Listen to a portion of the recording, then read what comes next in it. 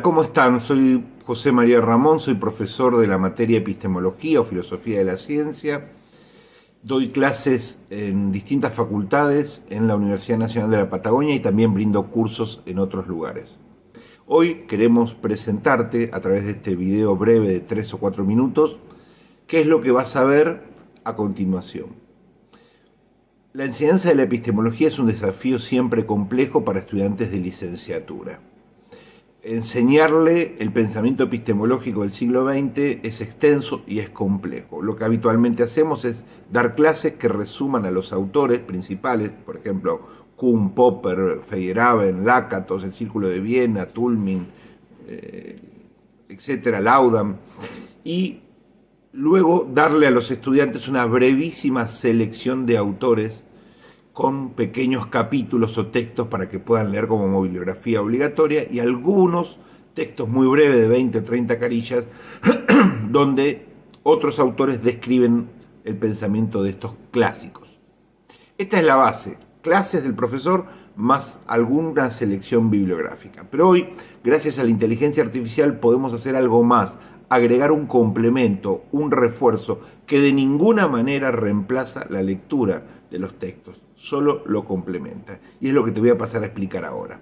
Gracias a la inteligencia artificial podemos tomar los principales libros de cada uno de los autores, los 4 o 5 libros completos de Thomas Kuhn o de Feyerabend o de Popper, que son relevantes para este tema, y hacer síntesis en formato de audio y de podcast, que nos parece un formato liviano, entretenido, en el que en un breve lapso de 45 minutos a hora y media ofrecemos un audio resumen de uno de los libros de estos pensadores. Sumado todos estos audios en un paquete de 6 o 7 horas de audio, el estudiante universitario va a tener a disposición un formato liviano y atractivo donde se resume toda la obra del autor, lo que no podría ser abordado de otra manera porque requeriría leer miles de páginas.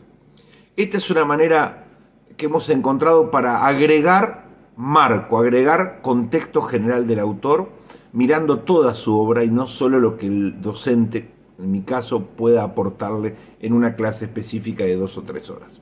Por lo tanto, esperamos que estos audios te sirvan. Para hacerlo más nutritivo y más rico, le hemos agregado al audio video con imágenes del libro, del autor, con consignas, con palabras claves y otros insumos que podrás ir viendo como un complemento del audio que estás escuchando para hacerlo aún más rico. Esperamos te sirva este ciclo que hemos preparado con mucho esfuerzo y que, bueno, no estaba disponible en las redes y que creemos es un aporte original a la didáctica de la epistemología contemporánea. A disfrutarlo, a meternos en un marco mucho más amplio de los autores, a escuchar sus propuestas a lo largo del tiempo y siempre, siempre a leer y hacernos las preguntas claves de todo curso de epistemología. Chau, que la pasen bien y que lo disfruten. Bienvenidos a esta nueva inmersión. Hoy vamos a meternos con un texto fundamental, la introducción del libro de Imre Lakatos, La metodología de los programas de investigación científica. Concretamente el capítulo Ciencia y pseudociencia. Exacto. Es una introducción, la verdad, muy directa. Lakatos se pregunta desde el principio, bueno, ¿qué es lo que diferencia la ciencia de otras cosas? De la pseudociencia, de las simples creencias. Claro, la pregunta del millón en filosofía de la ciencia, ¿no? Totalmente. Y como él mismo recuerda, no es una cuestión solo teórica, ¿eh? Piensa en las consecuencias reales que ha tenido históricamente. La Iglesia contra Copérnico, la persecución de los genetistas mendelianos en la URSS bajo el lisencoísmo. Saber distinguir tiene su miga. Sí.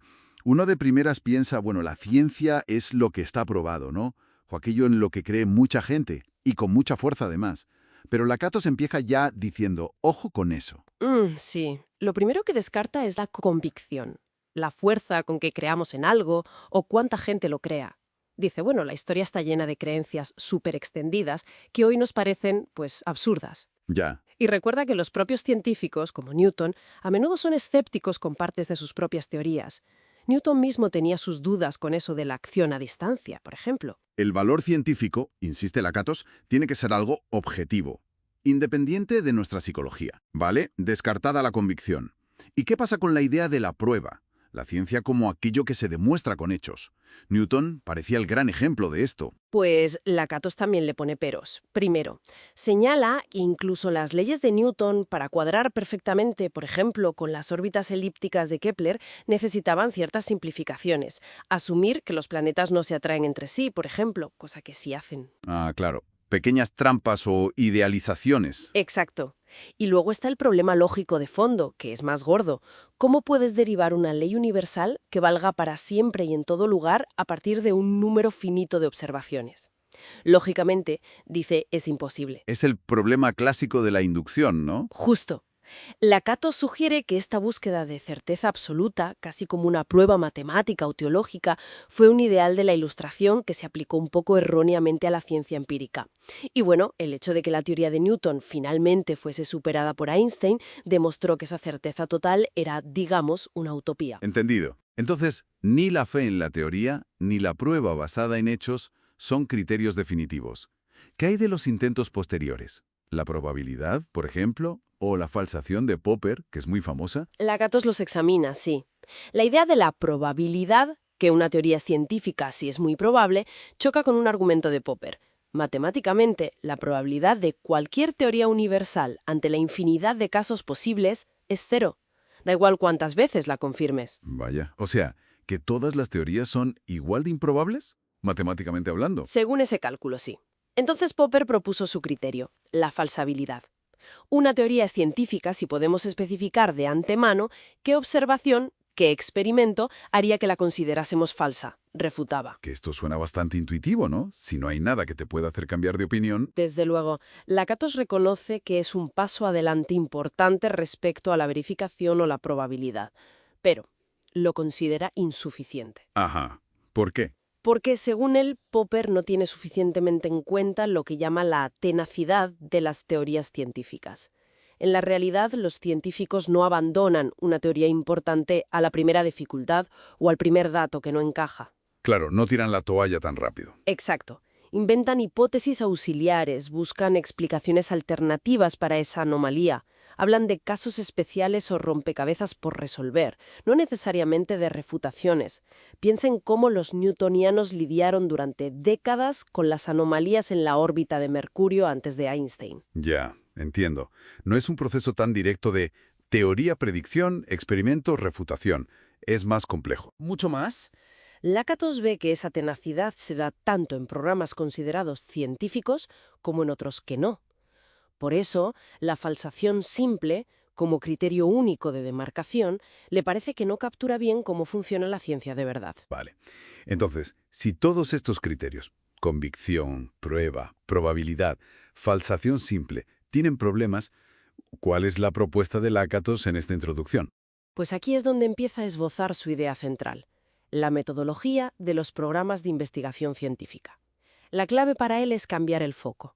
No debemos evaluar hipótesis aisladas, sino conjuntos más grandes y estructurados que él llama programas de investigación.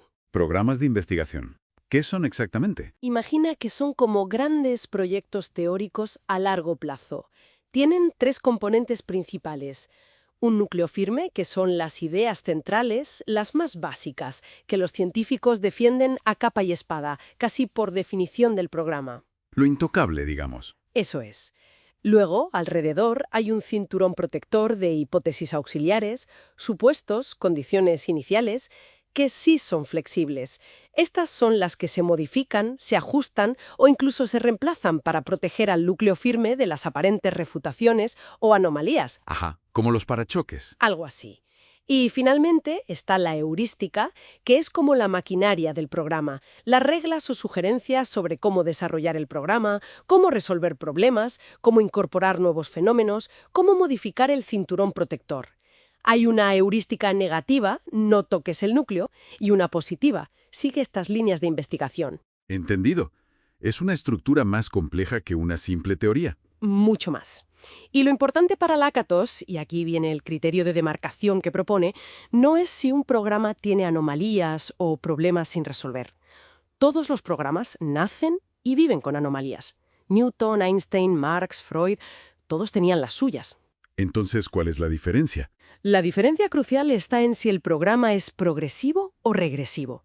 Un programa de investigación es progresivo si su desarrollo teórico se adelanta a los hechos, si consigue predecir hechos nuevos, inesperados o incluso fenómenos que otras teorías rivales no podían explicar o ni siquiera imaginaban. Como cuando la teoría de Newton predijo el regreso del cometa Halley, ¿no? O Einstein la curvatura de la luz. Exactamente.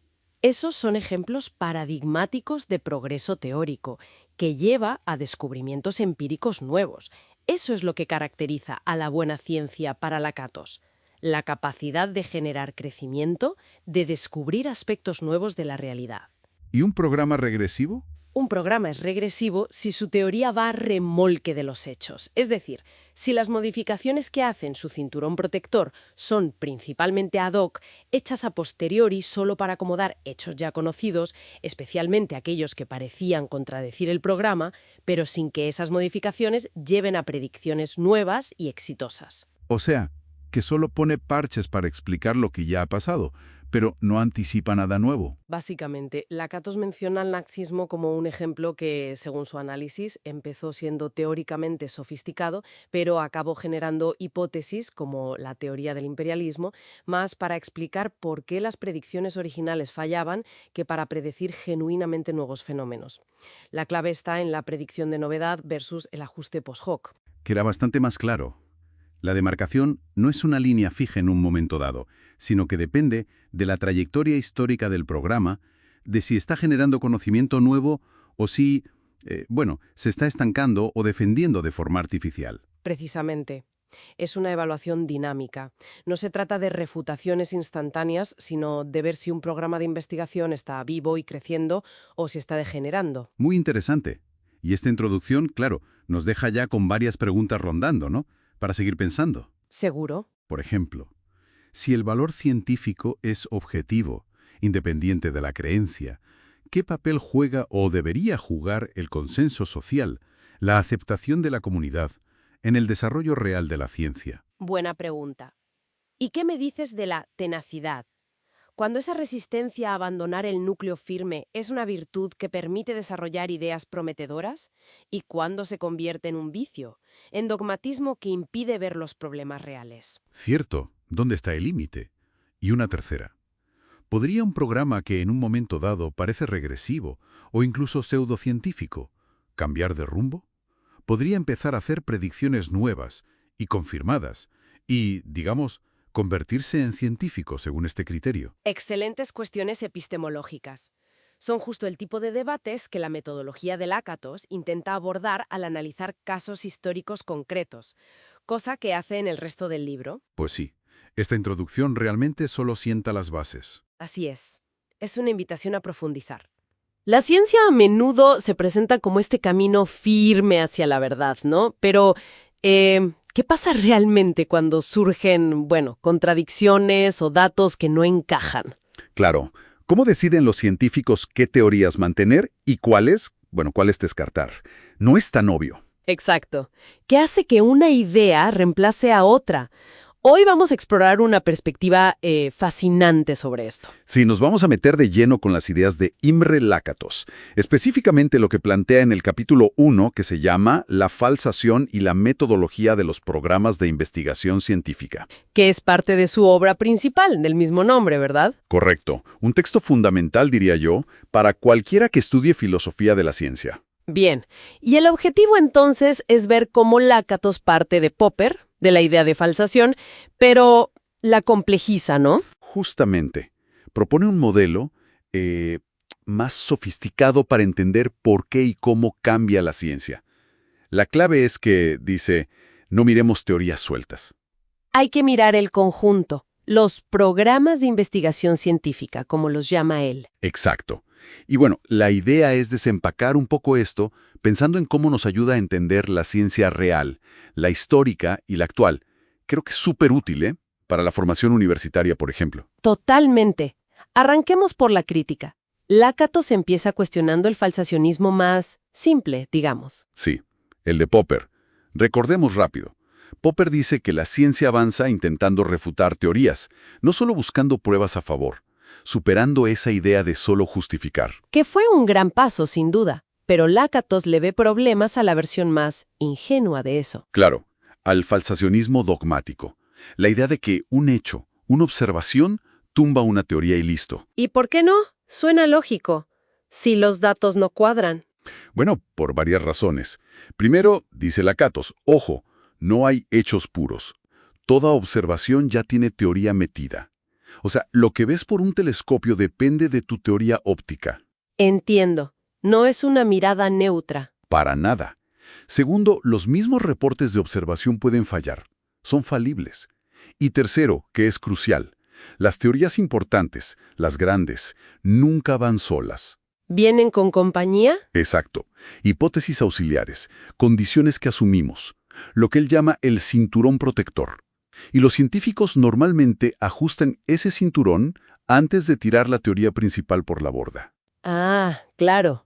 Es como si la teoría tuviera escudos. Entonces, la falsación simple, en la práctica, no funciona así. Lakatos argumenta que ese falsacionismo metodológico ingenuo, que aunque acepta que la base empírica es convencional, sigue siendo muy rígido. Bueno, no explica por qué los científicos se aferran tanto, y a veces con razón, a sus teorías. Y ahí entra su propuesta sofisticada. Justo, el falsacionismo metodológico sofisticado.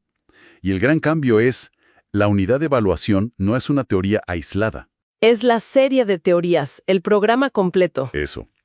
Una teoría nueva, T, dentro de esa serie, es científicamente aceptable solo si cumple ciertas condiciones respecto a la anterior T. ¿Cuáles serían esas condiciones? Tiene que explicar lo que ya explicaba la vieja teoría. Y además, y esto es clave, tener exceso de contenido empírico corroborado. Suena importante eso de exceso de contenido empírico corroborado. ¿Qué significa? En criollo. Básicamente, que la nueva teoría tiene que predecir hechos nuevos, cosas que la teoría anterior no predecía o incluso prohibía. Y, fundamental, que algunas de esas predicciones nuevas y audaces se confirmen experimentalmente. O sea, no alcanza con explicar lo que ya sabíamos. Hay que ir más allá, anticipar. Exactamente. Y la falsación también cambia de sentido. Una teoría T solo se considera falsada, o sea, superada, si y solo si hay una teoría rival, T', que explique el éxito de T, tenga más contenido corroborado y prediga hechos nuevos confirmados. Ah, o sea, sin una alternativa mejor y que además sea predictiva, ¿no se abandona la teoría aunque tenga problemas? Tal cual, no hay falsación sin una teoría mejor que la reemplace. Y esto nos lleva directo a su idea de progreso. Los cambios de progresivos y regresivos, ¿no? Justamente. Ahí está el corazón de su visión del progreso. Un programa de investigaciones progresivos y esta cadena de teorías va generando continuamente predicciones nuevas y corroborándolas. Si está vivo, si crece. Y es regresivo, sí. Si solo se dedica a poner parches. Ajustes ad hoc para explicar datos molestos, pero ya no predice nada nuevo o sus predicciones fallan. Se vuelve estéril, defensivo.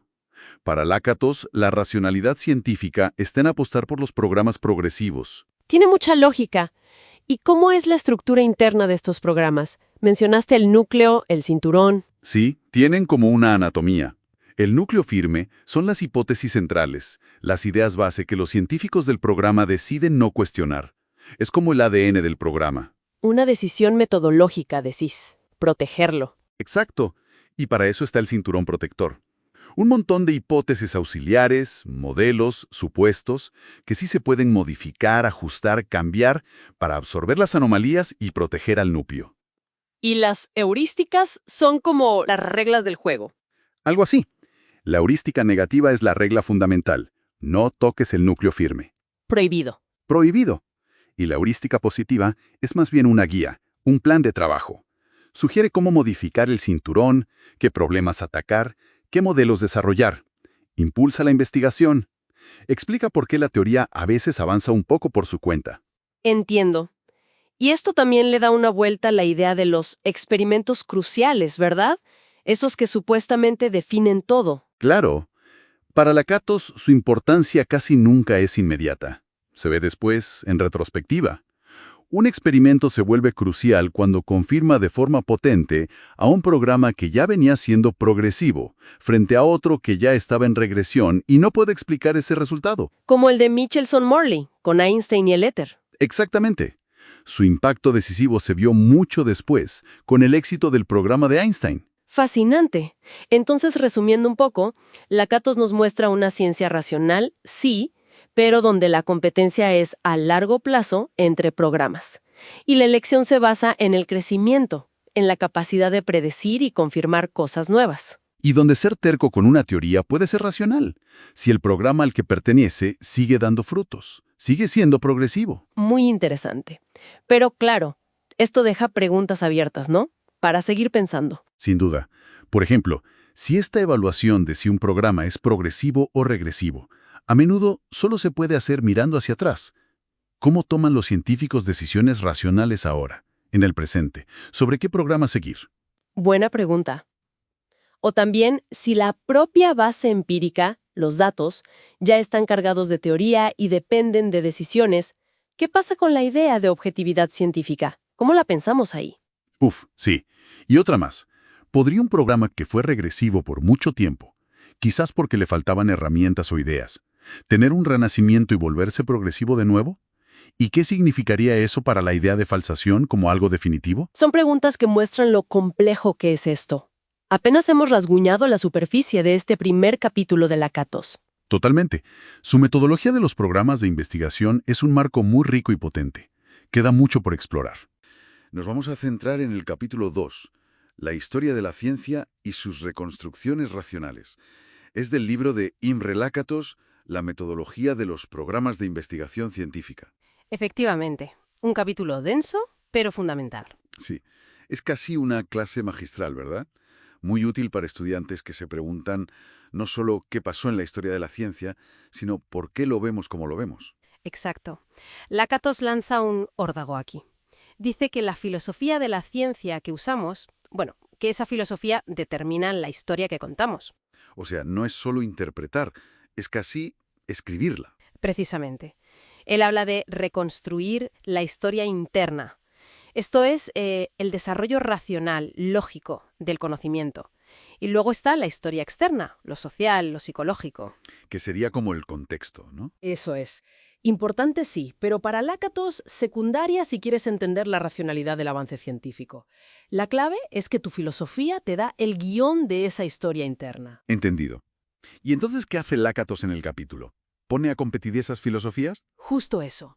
Empieza repasando otras metodologías, digamos rivales.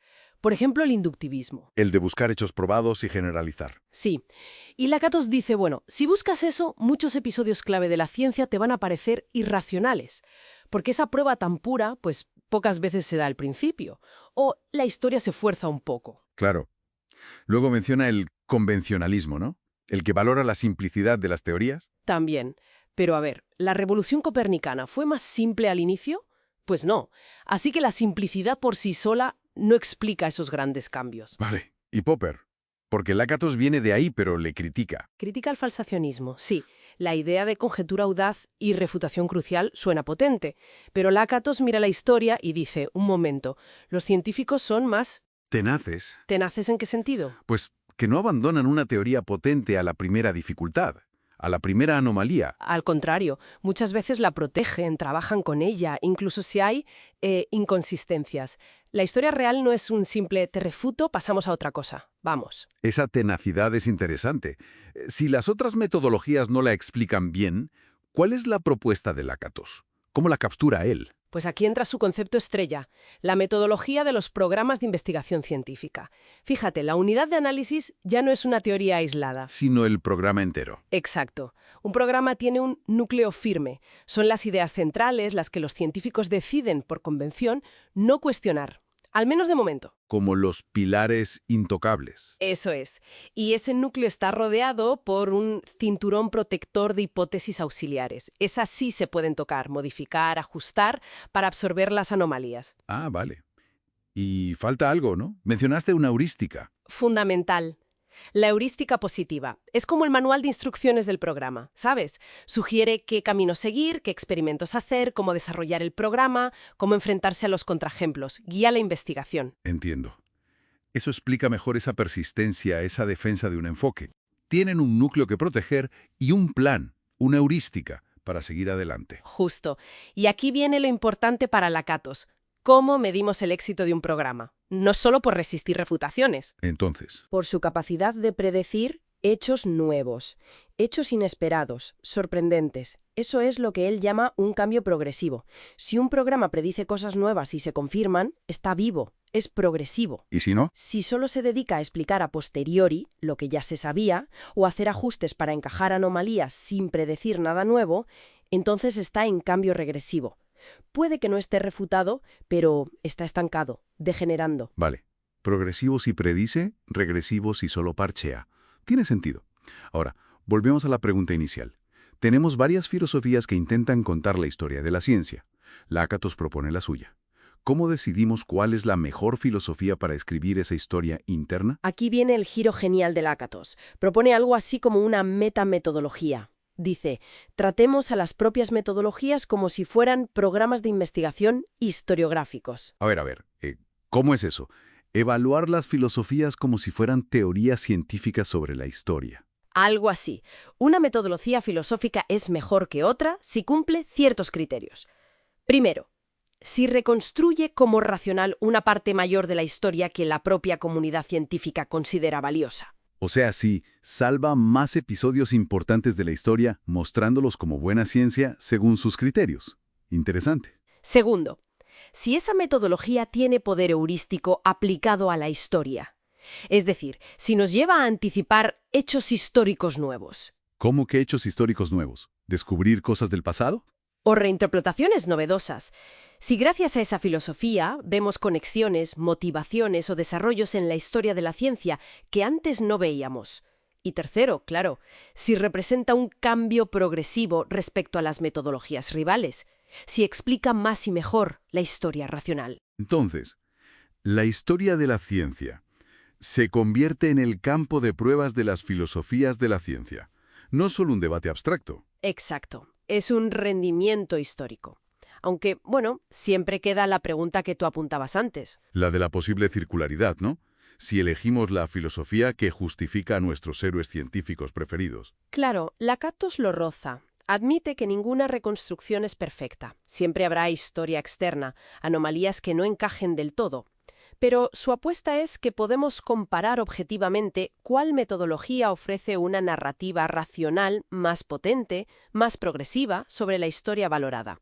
Es una competencia. Nos deja desde luego con una visión muy dinámica. Filosofía e historia en diálogo constante, retándose. Y para seguir dándole vueltas a esto, podríamos plantearnos algunas preguntas, ¿no crees? Me parece perfecto. Por ejemplo, 1. Si nuestra filosofía actual moldea la historia interna que contamos, ¿hasta qué punto podemos realmente hablar de una historia objetiva de la ciencia? ¿O siempre estará teñida por nuestras gafas filosóficas del presente? Buena pregunta. Y otra. Lakatos dice que siempre habrá anomalías, historia externa que no cuadre, pero ¿cómo sabemos cuándo una anomalía es solo eso? Algo externo y aceptable, y cuándo indica que nuestra metodología filosófica tiene un problema gordo. ¿Cuándo hay que cambiar de filosofía para contar la historia? Y una tercera, quizá retomando lo de la circularidad. ¿De verdad la historia pone a prueba a las filosofías? ¿O más bien seleccionamos la filosofía que mejor cuenta la historia que ya hemos decidido que es la racional? La de los grandes nombres que admiramos. Preguntas potentes. Sin duda, el pensamiento de Lakatos da para mucho más. Hay que seguir explorando su obra. Desde luego. Nos vamos a enfocar específicamente en el capítulo 3 de su obra, su obra fundamental, la metodología de los programas de investigación científica. Ajá. El capítulo se titula Popper y los problemas de demarcación e inducción. Y aquí, Lakatos entra en un diálogo crítico con las ideas de su maestro, Karl Popper. Exacto, sobre dos temas cruciales, ¿no? Sí, dos pilares. Cómo distinguir la ciencia de lo que no lo es, la demarcación, y el otro tema espinoso, el de la inducción. Nuestra meta hoy es, desgranar los argumentos de Lakatos y entender su propuesta alternativa.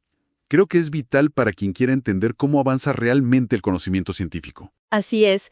Lakatos, aunque influido profundamente por Popper, claro, argumenta que esas soluciones originales de Popper pues necesitaban ajustes. A pesar de ser revolucionarias en su momento. Claro, muy importantes, pero quizás no captaban toda la complejidad de la ciencia real. Vamos a ver cómo Lakatos busca refinar la idea de falsación y ofrece una perspectiva distinta, más dinámica. Perfecto. Empecemos entonces por la demarcación. La idea de Popper es súper conocida, la falsabilidad. Sí. Una teoría científica si podemos imaginar una observación que la refute. Suena lógico, ¿verdad? Como poner una línea clara. En principio, sí. Parece claro. Pero bueno, ahí es donde Lakatos pone el dedo en la llaga. ¿En qué sentido? Él señala que si uno interpreta a Popper muy estrictamente, Lakatos lo llama falsacionismo ingenuo. Ajá, ¿ingenuo? Exacto. Se exigiría que los científicos digan antes de empezar bajo qué condiciones exactas abandonarían sus teorías centrales, las más importantes. Ujú. Y eso no pasa así en la realidad. Lakatos dice que raramente ocurre. La historia de la ciencia muestra otra cosa. Piensa en los newtonianos frente a las anomalías de Mercurio, por ejemplo. Claro, o Bohr con su primer modelo atómico, que tenía inconsistencias. Justo. Los científicos a menudo protegen ese núcleo de ideas. Trabajan a pesar de las anomalías. No tiran todo por la borda a la primera. Entiendo. O sea que la regla de Popper, si la aplicas así rígidamente, habría condenado teorías que después fueron superfructíferas. Era una visión un poco desconectada del científico real. Eso sugiere Lakatos. Esa tenacidad, incluso proteger las ideas centrales frente a los problemas iniciales, parece ser parte del juego científico. Claro. Aplicar la falsación de manera, digamos, simplista, podría llevar a descartar programas de investigación muy prometedores demasiado pronto. Las grandes teorías a menudo nacen con problemas. Vale. Entonces, si la falsación simple de teorías aisladas no basta, ¿qué propone Lakatos? ¿Cuál es su alternativa para evaluar el progreso? Y aquí viene el gran giro de Lakatos. Él cambia la unidad de análisis. Fundamental. ¿Cómo así? En lugar de mirar teorías aisladas, dice, tenemos que mirar programas de investigación científica completos y a lo largo del tiempo. Programas de investigación. ¿Qué incluye eso? Pues tienen un núcleo firme, que son esas ideas centrales que los científicos deciden, digamos, no cuestionar por un tiempo. Ok, lo protegen. Exacto. Y alrededor tienen una heurística positiva. Heurística positiva. Sí, es como un conjunto de reglas o sugerencias sobre cómo desarrollar el programa, cómo modificar hipótesis auxiliares para enfrentar las anomalías y, clave, para hacer nuevas predicciones. Fascinante. O sea que el éxito no es no tener problemas, sino la capacidad del programa para seguir adelante, para generar cosas nuevas. Justamente. Y ahí distingue entre programas progresivos y degenerativos. ¿Cuál es la diferencia? Un programa es progresivo si predice hechos nuevos, sorprendentes, y si algunas de esas predicciones se confirman. O sea, si la teoría va por delante de los hechos. Ajá. Es degenerativo si, básicamente se dedica a inventar explicaciones después de los hechos, para acomodar problemas o refutaciones, pero sin generar predicciones nuevas y arriesgadas. Entiendo.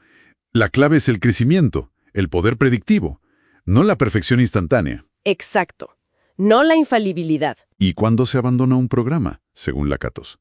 Si una simple anomalía no basta. Lakatos es claro en esto. Una refutación, una anomalía, no mata un programa así nomás. Entonces, Un programa solo se abandona racionalmente cuando aparece un rival mejor. Un programa alternativo que explique lo que explicaba el viejo y además explique sus anomalías o prediga hechos nuevos que el otro no podía. necesita ser superado por algo mejor. Sí, no hay experimentos cruciales que decidan todo en un instante. Su importancia se ve más bien en retrospectiva. El progreso está en generar conocimiento nuevo. Muy bien, me queda clara esa visión más dinámica. Ahora, conectemos esto con el otro gran tema, inducción y verdad. Popper era muy crítico con la inducción, ¿no? Decía que la ciencia elimina errores, pero no prueba teorías ni garantiza acercarse a la verdad. Correcto. Inicialmente, la solución de Popper al problema de la inducción es negativa. Pero Lakatos señala algo importante. ¿Qué cosa? que más tarde, influido por la teoría de la verdad de Tarski, Popper introduce la idea de verosimilitud, o sea, de aproximación a la verdad. Ujú. Y para Lakatos esto es clave, porque abre la puerta a conectar el éxito metodológico, la corroboración, resistir críticas, ser progresivo, con la meta de conocer, de acercarse a la verdad. Pero faltaba algo para hacer ese puente, según Lakatos. Exacto. Lakatos argumenta que para justificar ese salto, para decir que seguir las reglas del juego científico, modificadas por él, claro, es una vía racional hacia la verdad, necesitamos asumir un principio inductivo. Un principio inductivo, pero Popper no lo rechazaba. Sí, pero Lakatos habla de uno metafísico, digamos una conjetura, un principio que postule, básicamente, que el universo es tal que los programas que han sido exitosos, progresivos, tienen más chance de seguir siéndolo y, por tanto, de acercarnos a la verdad. Como una especie de apuesta racional. Creer que el método funciona porque el mundo es, de algún modo, inductivo. Precisamente. Una apuesta metafísica, falible, pero necesaria. Sin algo así, dice Lakatos, la ciencia queda como un juego muy sofisticado, sí, pero desconectado de la meta de conocer el mundo real. Separaría el falibilismo, que acepta el error pero busca la verdad, del escepticismo total. Exacto. Distingue entre aceptar que podemos errar y rendirse a no poder conocer nada. Bien, resumiendo entonces, Lakatos nos da una visión de la ciencia más pegada a su historia, ¿no? Como una competencia entre programas que evolucionen. El foco cambia de la teoría aislada al programa y su capacidad predictiva. Ujú. Y sugiere que para darle un fundamento a esto como búsqueda de verdad quizás, necesitamos asumir, aunque sea como conjetura, ese principio inductivo. Exactamente. Y bueno, esto nos deja pensando, ¿no? Surgen preguntas importantes. A ver, ¿cuáles? Pues, por ejemplo, primero, si la evaluación de un programa como progresivo o degenerativo a menudo solo es clara mirando hacia atrás, en retrospectiva, ¿cómo tomamos decisiones racionales hoy sobre qué programa apoyar? ¿Qué tan histórica es la racionalidad científica? Buena pregunta. Difícil decisión en el momento. ¿Y la segunda? Segundo, ¿es realmente necesario ese principio inductivo metafísico del que habla Lakatos para conectar éxito científico y verdad? ¿O podríamos, como quizás sugería Popper al principio, conformarnos con ver la ciencia como nuestra mejor herramienta para resolver problemas sin meternos con garantías sobre la verdad última? Preguntas profundas, sin duda. El pensamiento de Lakatos es complejo, pero ofrece herramientas muy valiosas para analizar la ciencia. Sí, da para mucho más. Definitivamente. Y nos vamos a enfocar específicamente en el capítulo 4. El título ya nos dice mucho. ¿Por qué superó el programa de investigación de Copérnico al de Ptolomeo? La pregunta es fascinante, ¿no? O sea, ¿cómo fue que Copérnico le ganó a Ptolomeo? ¿Fue pura fe? No sé, propaganda de la época? ¿O hubo una lógica racional detrás? Lakatos usa este caso histórico, digamos, como un campo de pruebas para distintas filosofías de la ciencia. Porque bueno, siempre se dice que Copérnico ganó por simpleza o por ser más preciso, pero Lakatos nos muestra que la historia es mucho más compleja. A ver, vamos a desempacar esto. Primero, Lakatos como que barre la mesa, con las explicaciones más tradicionales. Dice, mira, ni el inductivismo puro sirve. O sea, Copérnico no sacó su teoría solo de mirar los hechos. Ambas teorías tenían problemas e inconsistencias. Tampoco el falsacionismo ingenuo. Las famosas refutaciones cruciales contra Ptolomeo, como las fases de Venus, llegaron mucho después de que Copérnico empezara a ganar adeptos. Y lo de la simplicidad. Bueno, el sistema de Copérnico también tenía sus propias complicaciones iniciales, ¿no? Así que ninguna de estas explica bien por qué la gente empezó a inclinarse por Copérnico cuando lo hizo. Entonces, ¿qué propone él? Exacto. Y ahí es donde entra su gran aporte. La metodología de los programas de investigación científica, lo que Lakatos llama los PIC. La idea central, y esto es clave, es que no evaluamos teorías así, aisladas. Evaluamos programas, o sea, una secuencia de teorías que evolucionan. Cada programa tiene como un núcleo firme, ¿sí? Ideas centrales que no se tocan, que se defienden a toda costa. Rodeando ese núcleo está el cinturón protector. Estas son hipótesis auxiliares, modelos, que sí podemos cambiar, ajustar, para absorber las anomalías o los datos que no encajan. Y, muy importante, cada programa tiene una heurística. Es como una guía, una estrategia que dice cómo desarrollar el programa, qué camino seguir, qué tipo de hipótesis auxiliares son aceptables. Entonces, para Lakatos, la racionalidad científica se ve en cómo evolucionan estos programas. Un programa es progresivo si hace dos cosas. Primero, si es teóricamente progresivo, o sea, si predice hechos nuevos, hechos que nadie esperaba. Y segundo, si es empíricamente progresivo. Es decir, si algunas de esas predicciones novedosas se confirman con la observación o el experimento. Por otro lado, un programa está degenerando si ya no predice nada nuevo, si solo se dedica a poner parches, ajustes ad hoc, que le dicen, para explicar datos que ya se conocían pero que le causaban problemas. Muchas veces al hacer esto incluso viola su propia heurística original. Ya no avanza, solo se defiende. Entendido. Aplicando esto al caso histórico, Lakatos argumenta que el programa de Ptolomeo, el geocéntrico, para el siglo XVI ya estaba, digamos, degenerando. Había acumulado epiciclos, excéntricas y, sobre todo, introdujo el ecuante, que era un truco matemático bastante feo, ¿no? Sí, violaba esa idea platónica tan fuerte del movimiento circular uniforme perfecto alrededor del centro. Exacto. Eran puros ajustes defensivos. Copérnico, en cambio, lo que buscó fue revitalizar esa heurística platónica, eliminar el ecuante, poner al Sol en el centro. Su programa, desde el principio, ofrecía una heurística potencialmente más poderosa. Y era teóricamente progresivo. Predecía cosas como las fases de Venus o la paralaje de las estrellas, aunque claro, estas no se observaron de inmediato. Mejoró, eso sí, la teoría de la Luna casi desde el vamos. Pero aquí viene lo interesante. Si esas confirmaciones empíricas clave, como las fases de Venus que vio Galileo con el telescopio, tardaron décadas, ¿cómo explicamos que científicos importantes como Kepler se sintieran atraídos por Copérnico mucho antes? Parecía un acto de fe, ¿no? Apostar por una teoría sin pruebas contundentes. ¿O había algo más? Esa es la pregunta clave. Y aquí es donde entra una modificación o un refinamiento muy importante a la metodología de Lakatos propuesto por Elias Zahar.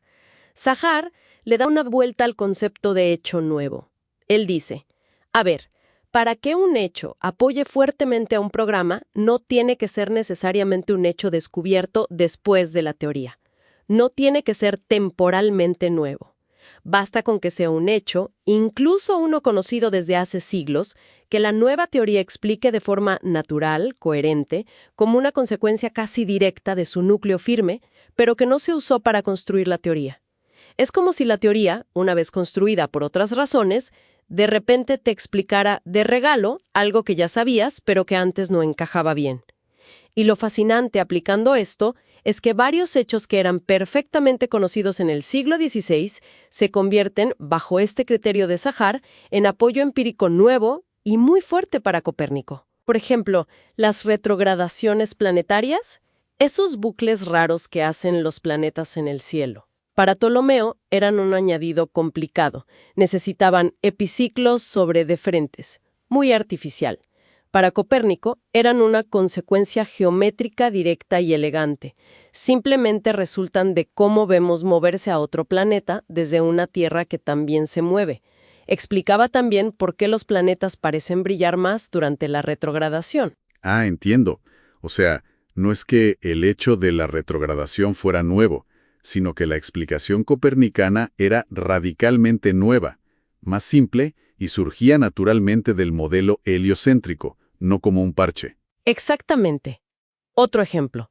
¿Por qué Mercurio y Venus siempre están cerca del Sol en el cielo? Su elongación limitada. En el modelo de Copérnico, es obvio. Sus órbitas son interiores a la de la Tierra, natural. Ptolomeo necesitaba ajustes especiales, forzados, para que esto ocurriera en su modelo. No era una consecuencia natural. Y más aún, el sistema de Copérnico permitía calcular por primera vez las distancias relativas de los planetas al Sol, basándose en sus periodos orbitales. Esto reveló una estructura ordenada, una relación matemática entre distancia y velocidad, que era totalmente ajena al programa tolemaico original. Parecía una armonía cósmica profunda. Entonces, La conclusión de Lakatos con este aporte de Sáhar es que, incluso antes de las pruebas telescópicas de Galileo, ya había razones objetivas, racionales, para preferir el programa de investigación de Copérnico. Explicaba un montón de fenómenos conocidos de una forma más coherente, más unificada y sobre todo menos ad hoc que el viejo programa de Ptolomeo. Así que no fue solo una cuestión de gustos, de estética o de fe ciega. Fue un progreso científico que se podía evaluar racionalmente, fijándose en la lógica interna de cómo se desarrollaban y comparaban los programas. En resumen, sí. Lakatos nos da una herramienta, creo yo, muy poderosa para analizar la historia de la ciencia. Nos permite ver las llamadas revoluciones científicas no como quiebres irracionales o conversiones misteriosas, sino como un proceso, a menudo largo y complejo, donde programas de investigación que se han vuelto degenerativos son gradualmente reemplazados por otros que demuestran ser progresivos. Progresivos porque explican más cosas, predicen hechos nuevos y, crucialmente, explican hechos ya conocidos de una forma más profunda y coherente, bajo una nueva luz teórica. Todo esto nos deja con varias preguntas interesantes para seguir pensando, ¿no? Planteamos algunas para la reflexión de quienes nos escuchan.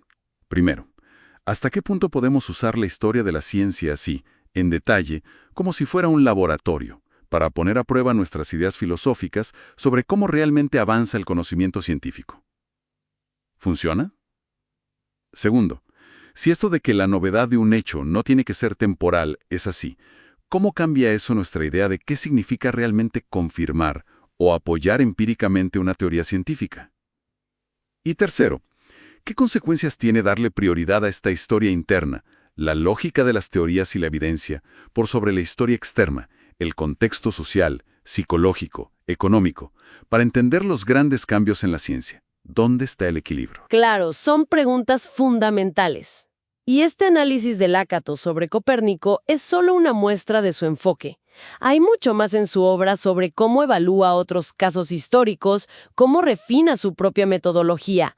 Hablaremos del capítulo 5 de La metodología de los programas de investigación científica de Imre Lakatos. El capítulo se titula El efecto de Newton sobre las reglas de la ciencia. Un tema fascinante. Definitivamente. Analiza cómo Newton, no solo cambió la física, Sino que, de alguna manera, obligó a repensar qué es ciencia probada, no. La famosa epísteme. exacto, y cómo se diferencia de la simple opinión, la doxa. Lakatos muestra esa tensión tremenda entre los criterios de la época y lo que Newton logró. Vayamos a ese contexto previo. El justificacionismo dominaba. ¿Qué buscaban exactamente con esa epísteme? Buscaban certeza absoluta, conocimiento demostrado sin fisuras. Dentro de eso estaban los dogmáticos, que creían poder probarlo todo. Y los escépticos que dudaban de esa posibilidad, claro. Justamente. Y había una corriente interesante, el justificacionismo psicologista, Psicologista, ¿a qué se refiere? a la idea de que la mente correcta, digamos una mente purificada, ya sea por dudar como Descartes o siendo una pizarra en blanco como Bacon. Una mente preparada. Eso. Solo esa mente podía reconocer la verdad infaliblemente. Conocer era probar. No había grises. Suena exigente. ¿Y el falibilismo? ¿No había lugar para conocimiento útil pero no 100% probado? Sí, existía un falibilismo, digamos, más modesto. Aceptaba hipótesis útiles, doxas verosímiles, como en astronomía. Se juzgaban por su coherencia, su simplicidad. Pero Newton cambió eso. Irónicamente sí.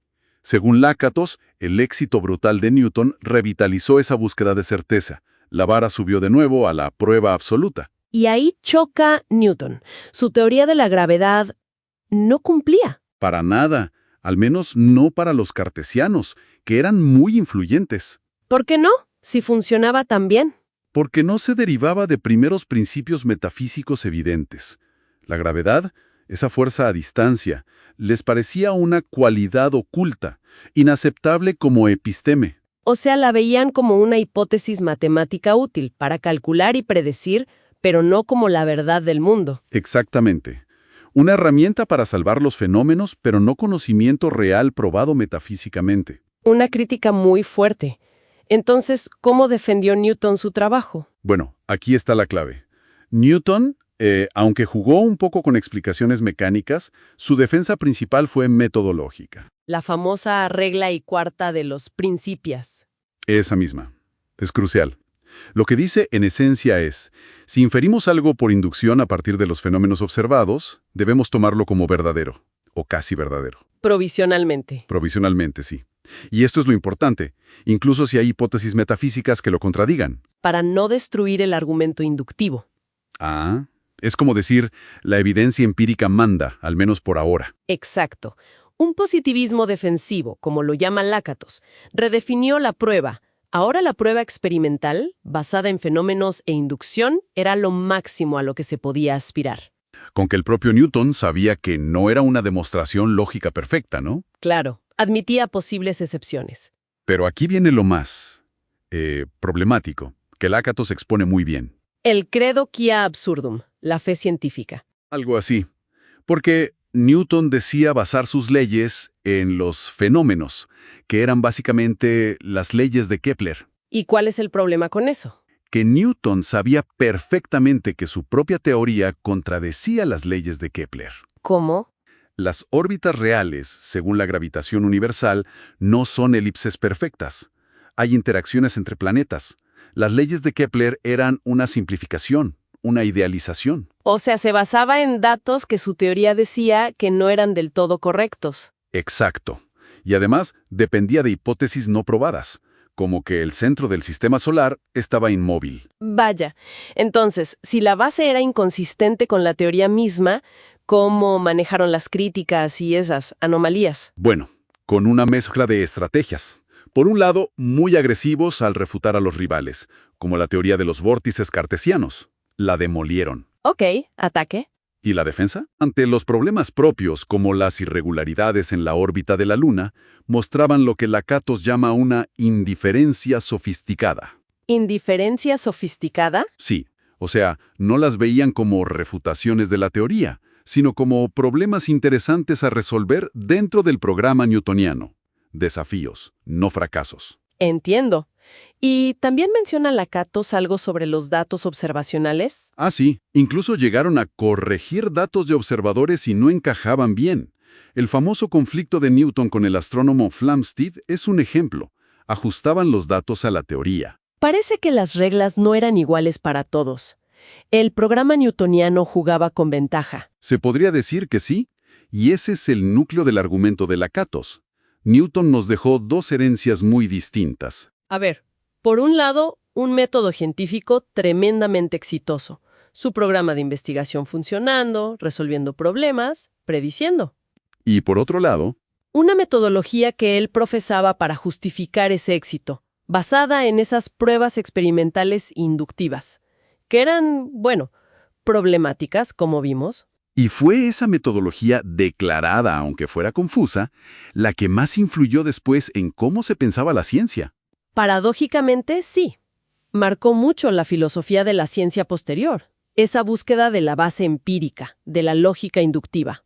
Entonces, la gran lección es que a veces el éxito de una teoría puede forzar un cambio en las propias reglas de lo que aceptamos como ciencia válida. Es una idea muy fuerte. Muy fuerte. Y nos deja con preguntas importantes para seguir pensando. ¿Como cuáles, por ejemplo?